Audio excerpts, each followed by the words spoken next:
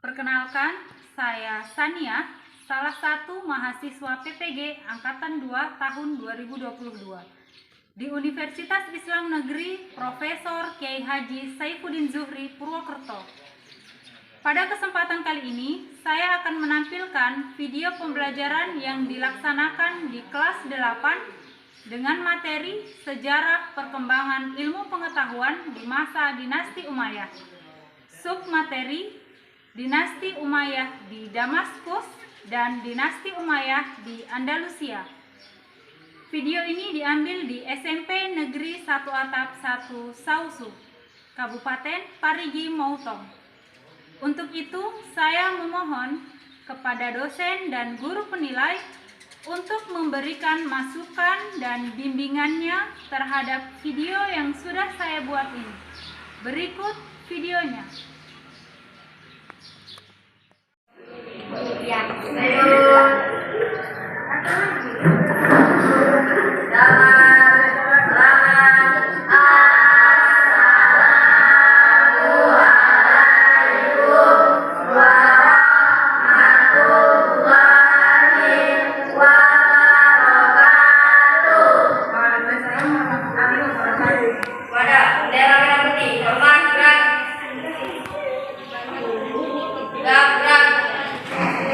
Nyanyikan lagu wajib nasional.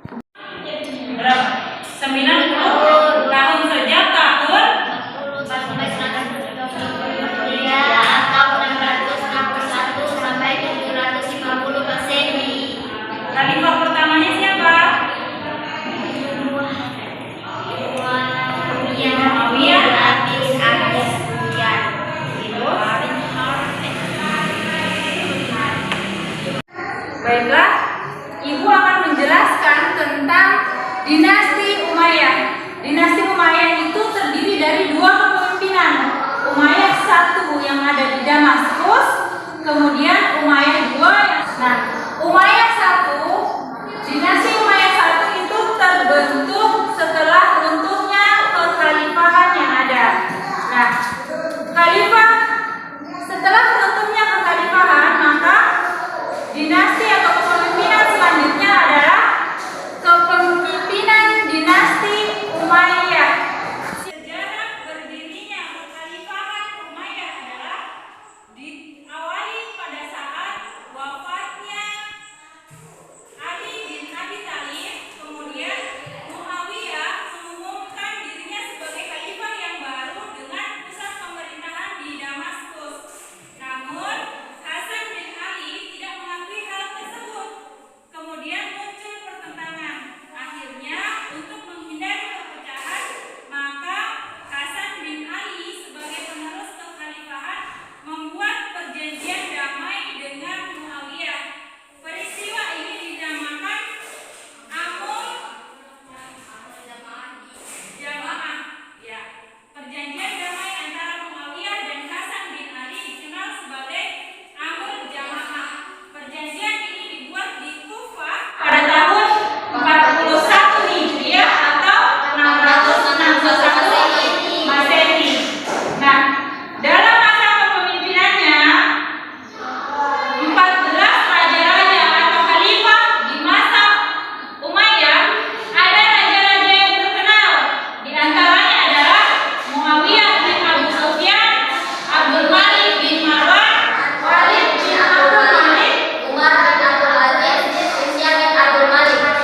Nah, dari kelima raja-raja terkenal di masa dinasti Umayyah, masa pemerintahan siapa? Dinasti Umayyah mengalami perkembangan yang sangat pesat.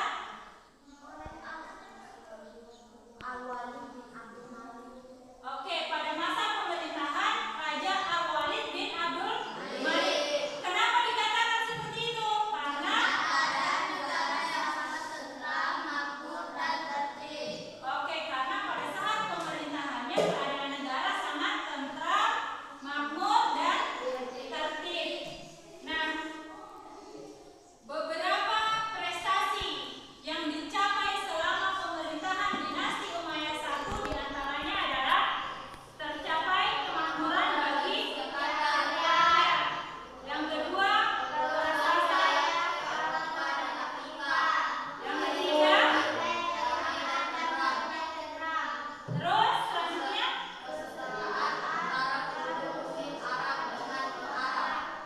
lanjut.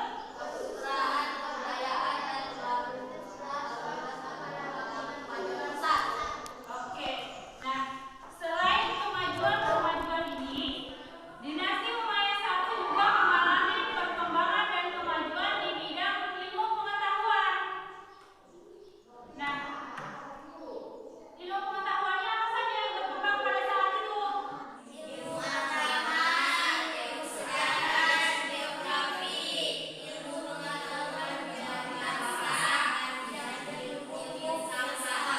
Ya, beberapa ilmu pengetahuan juga berkembang pada masa dinasti Umayyah I. Nah, kepemimpinan dinasti Umayyah yang selama 90 tahun, karena ada pemimpinnya yang tidak cakap, akhirnya juga mengalami keruntuhan. Nah, sebab-sebab keruntuhan dinasti Umayyah itu ada faktor internal atau faktor dari dalam dan faktor eksternal atau faktor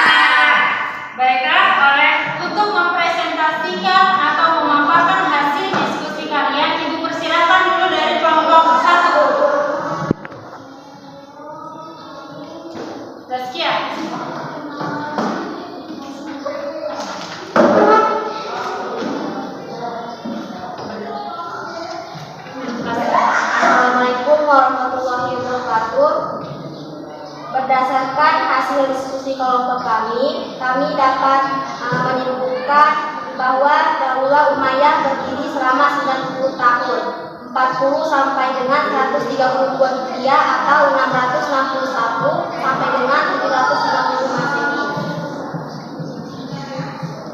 Pendirinya bernama Muawiyah bin Abi Sufyan bin Harb bin Umayyah. Ilmu pengetahuan Umayyah 1. A. Ilmu agama seperti Al-Quran, hadis, dan fikih. B. Ilmu sejarah dan geografi, yaitu segala ilmu yang membahas tentang perjalanan hidup, kisah, dan riwayat. C. Ilmu pengetahuan di bidang bahasa, yaitu segala ilmu yang pada umumnya berasal dari bangsa asing seperti ilmu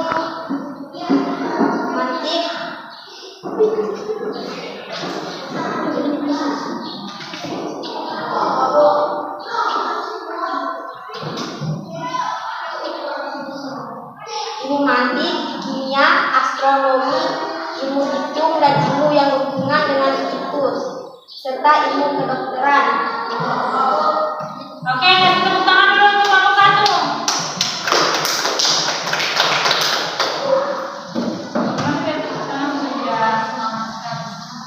Lanjut kelompok 2. Assalamualaikum warahmatullahi wabarakatuh. Waalaikumsalam warahmatullahi wabarakatuh. Pada hasil diskusi kelompok kami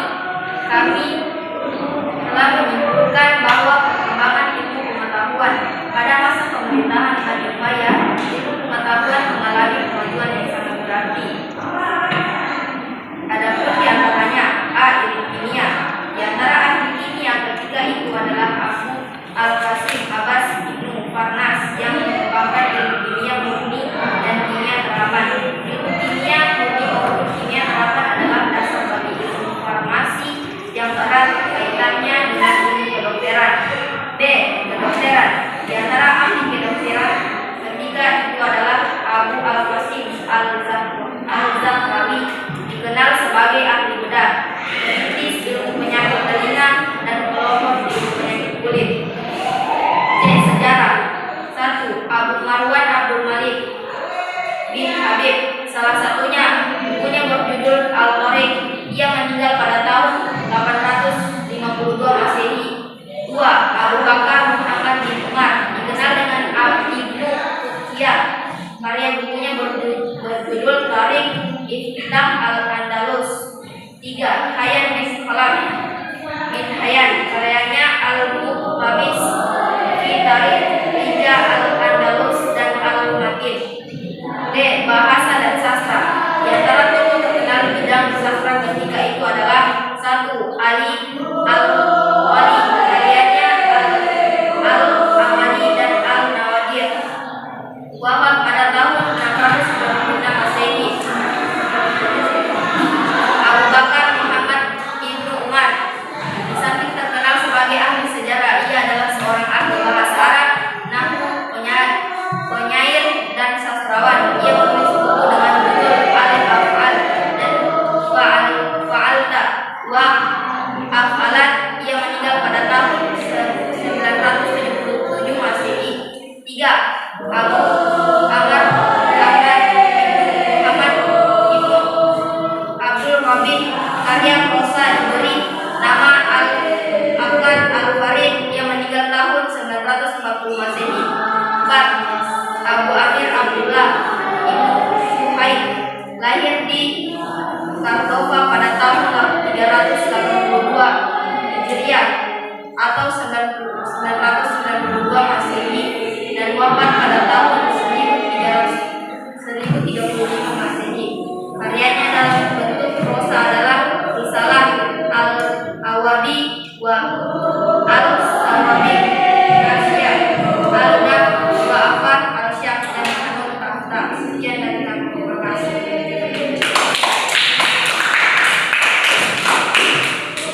Baiklah, berdasarkan pemaparan dari kelompok